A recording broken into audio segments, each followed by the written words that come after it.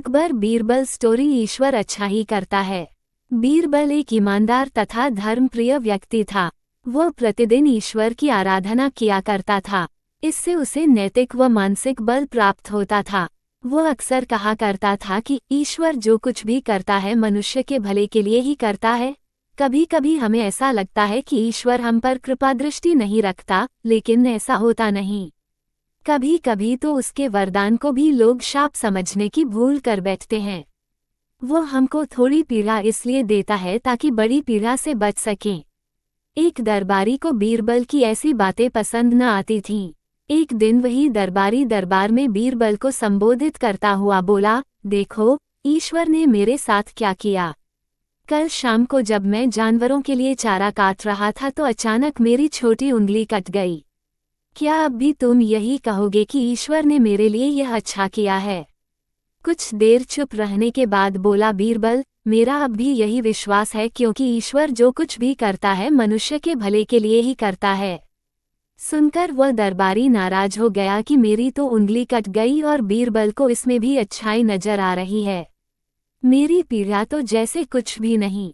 कुछ अन्य दरबारियों ने भी उसके सुर में सुर मिलाया। तभी बीच में हस्तक्षेप करते हुए बादशाह अकबर बोले, बीरबल, हम भी अल्लाह पर भरोसा रखते हैं, लेकिन यहाँ तुम्हारी बात से सहमत नहीं। इस दरबारी के मामले में ऐसी कोई बात नहीं दिखाई देती जिसके लिए उसकी तारीफ की जाए। बीरबल मुस्कराता हुआ बोला, ठीक है जहाँपनाह, समय ही बताएगा। अब 3 महीने बीत चुके थे। वह दरबारी, जिसकी उंगली कट गई थी, घने जंगल में शिकार खेलने निकला हुआ था। एक हिरन का पीछा करते वह भटककर आदिवासियों के हाथों में जा पड़ा। वे आदिवासी अपने देवता को प्रसन्न करने के लिए मानव बलि में विश्वास रखते थे। अतः वे उस दरबारी को पकड़कर मंदिर में ले गए बलि चढ़ाने के लिए।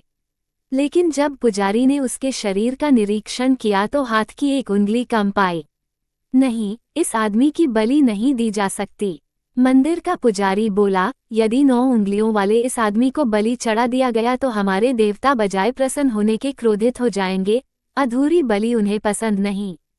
हमें महामारियों, बाढ़ या सूखे का प्रकोप झेलना पड़ सकता है, इसलिए इसे छोड़ देना ही ठीक होगा। और उस दरबारी को मुक्त कर दिया गया। अगले दिन वह दरबारी दरबार में बीरबल के पास आकर रोने लगा। तभी बादशाह भी दरबार में आ पहुंचे और उस दरबारी को बीरबल के सामने रोता देखकर हैरान रह गए।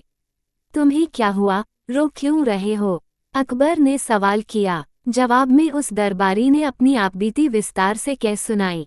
वह बोला, अब मुझे विश्वास हो गया है कि ईश्वर जो कुछ भी करता है मनुष्य के भले के लिए ही करता है। यदि मेरी उंगली न कटी होती तो निश्चित ही आदिवासी मेरी बलि चढ़ा देते। इसलिए मैं रो रहा हूँ, लेकिन ये आंसू खुशी के हैं। मैं खुश हूँ क्योंकि मैं जिंदा हूँ। बीरबल के ईश्वर पर विश्वास को संदेह की दृष्टि से देखना मेरी भूल थी। अकबर ने मंद मंद मुस्कराते हुए दरबारियों की ओर देखा, जो सिर झुकाए चुपचाप खड़े थे। अकबर को गर्व महसूस हो रहा था कि बीरबल जैसा बुद्धिमान उसके दरबारियों में से एक है।